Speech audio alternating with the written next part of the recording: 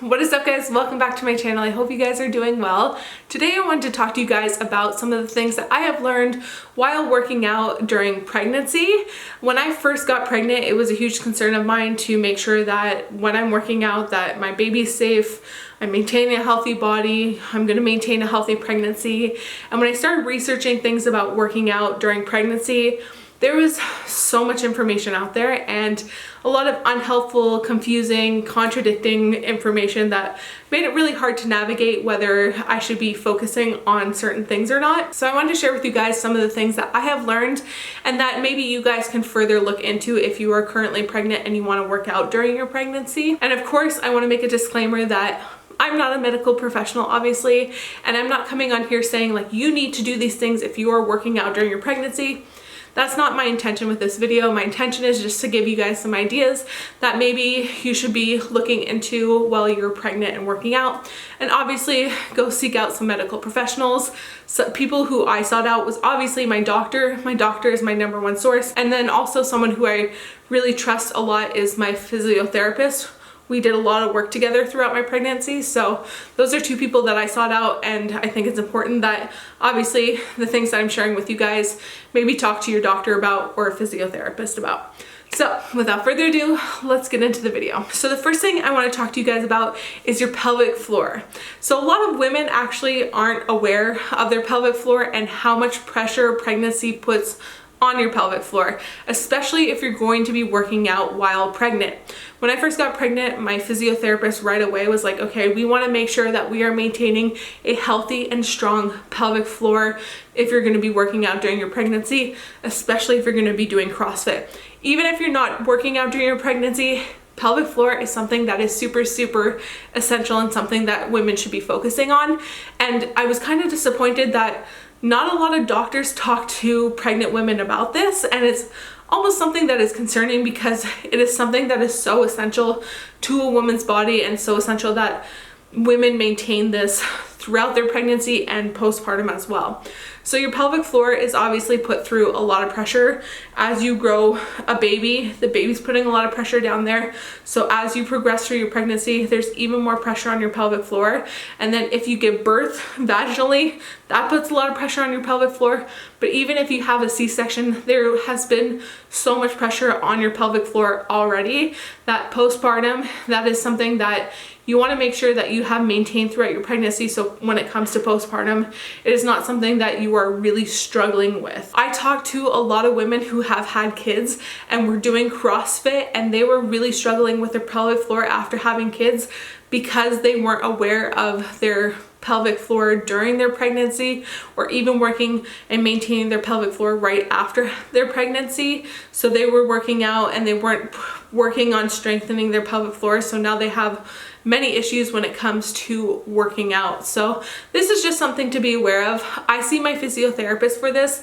She right away gave me ways to kind of strengthen my pelvic floor and engage my pelvic floor properly, especially when I'm going to be doing exercises, because like CrossFit, we're moving quite fast in a lot of workouts. Not necessarily that I'm moving fast now, but at the time I was still moving pretty quickly throughout my workout, so it was important that I was able to hold my pelvic floor while doing like 50 air squats, if that makes sense. So obviously I've been working with my physiotherapist throughout my pregnancy to make sure that I'm maintaining my pelvic floor.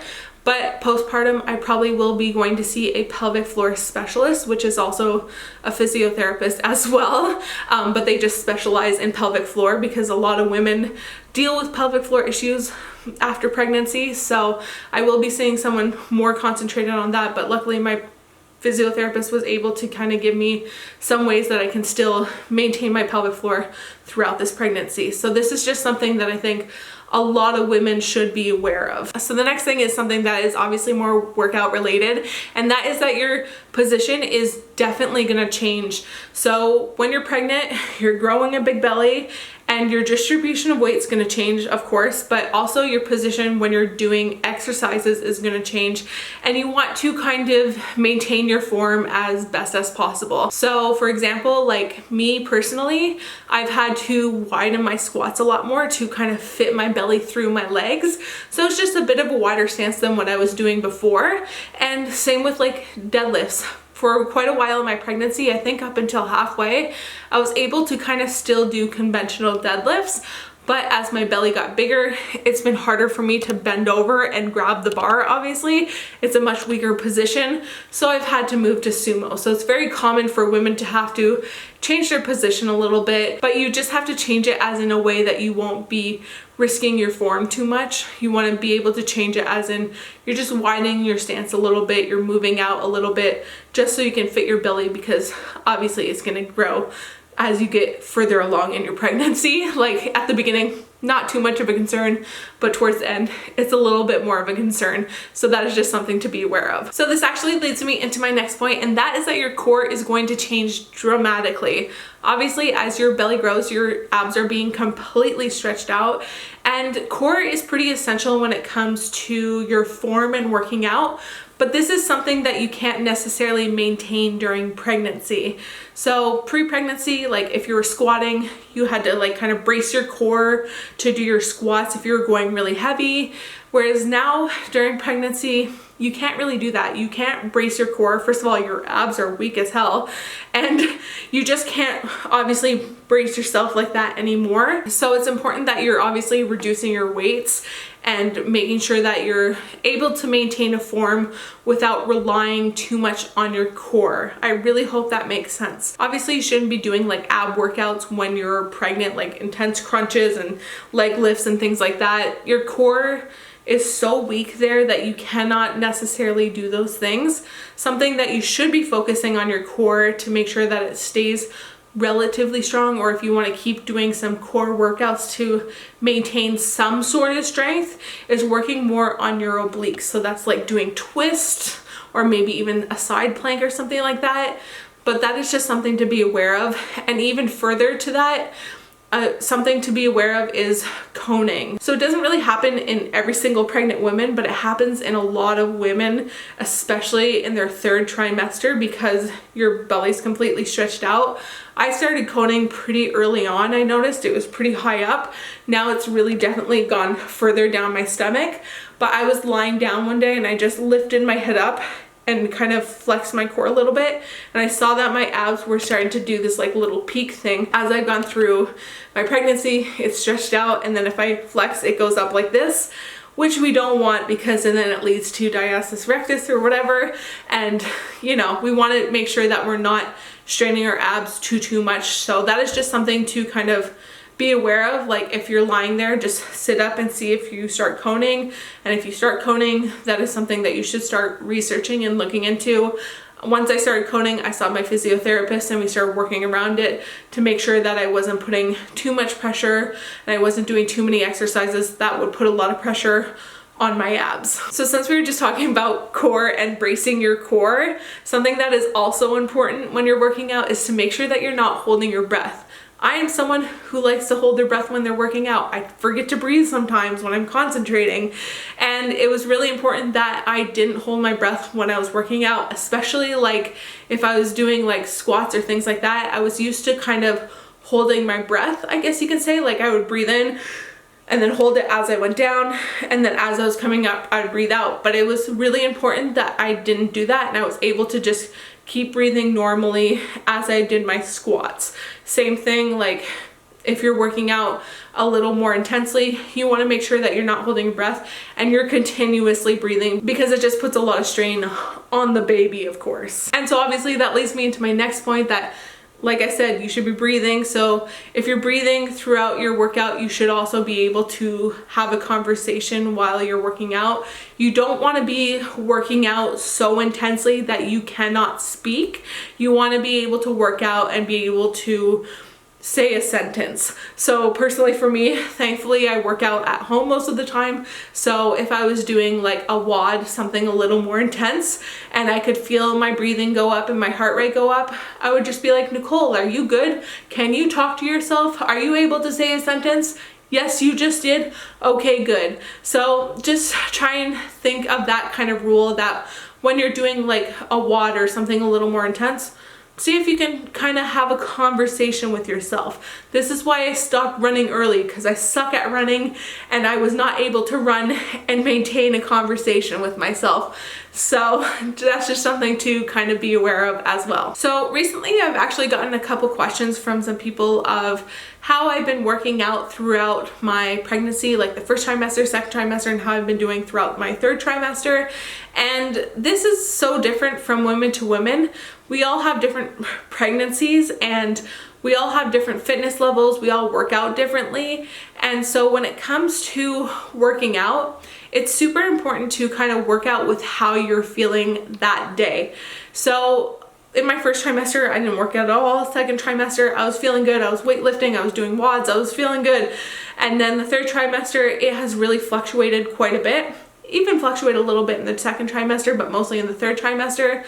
So I've really learned to just kind of go to the gym and work out with how I feel. If I'm not feeling good, your girl's not working out. And that is okay, that is perfectly fine. But if I was feeling okay to work out, some days I just felt okay to work out and do some accessory work.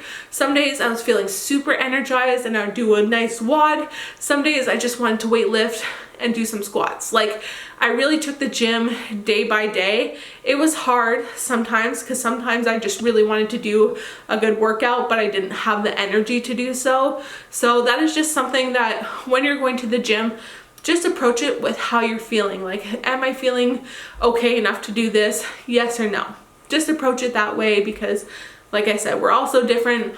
My first trimester looked different than the next person's, and my second trimester looked different than the next person. And I've seen some girls in the third trimester freaking killing it in the gym, and I've been like working out 1 or 2 days a week sometimes. So it all just depends from woman to woman, and you just gotta approach the gym with how you're feeling. I do apologize if the quality is starting to get a little grainy. It's getting a little dark out, the sun is setting, but we're almost done with this video. Anyways, the next thing I want to talk to you guys about is thoracic mobility. This is something that is not necessarily essential to every single woman, but something that is important and you should look at. And that has been something that has been important to me and my pregnancy because I'm someone who has horrible thoracic mobility.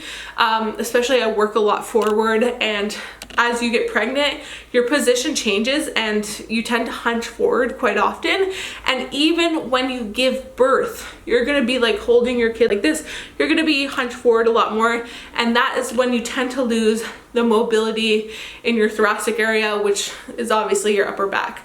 So maintaining mobility in general throughout your pregnancy is super important, but also maintaining that thoracic mobility, making sure you're not hunching over, you're not getting that hunchback, making sure that you're opening up as much as possible so that you're not weakening those muscles. Just something to be aware of because we're gonna be like this when we have our babies very often, and that we should be working on opening our backs up and all that jazz. Last but not least, I had a lot of people ask me this question, and I had this question when I first got pregnant, and that is what exercises I can and cannot do. Now this is hard to say because every pregnant woman is so different, and when it comes to pregnancy, some women can do some exercises, some women cannot do those exercises. So it's really important to just kind of go with how you feel. Ask your doctor, but if it's putting a lot of strain on your body, then it's time to cut out those exercises. So as I've gone through my pregnancy, I've had to just slowly chop away some of the exercises that I do. And like in the beginning, I was able to do push-ups, then I moved to raised push-ups, and now I've had to take out my push-ups because it just put so much strain on my core. So really go with how you feel, like I said before, but there's no like necessarily like you can do these exercises, you cannot do these exercises. Obviously, core is super important. You want to make sure you're maintaining your core and not putting your core under too much strain. So when it comes to exercises, think of how your body's feeling. Is it putting too much strain in a certain area of your body? And go from there. So those are all the things I have for you guys today. I hope you guys enjoyed this video. If you did, give it a big thumbs up. It truly helps the channel. And if you're not already subscribed, hit the subscribe button down below. You guys know where it is. And don't forget to be unstoppable, and I'll see you guys in the next video. Bye. Summer days burn me out, love just brings me down. Cold inside like winter leaves that slowly leave the ground. Hey, you come back, I wanna give you a chance. Love me like you used to, so we can learn again. The skin is getting brown, baby. Drink your night.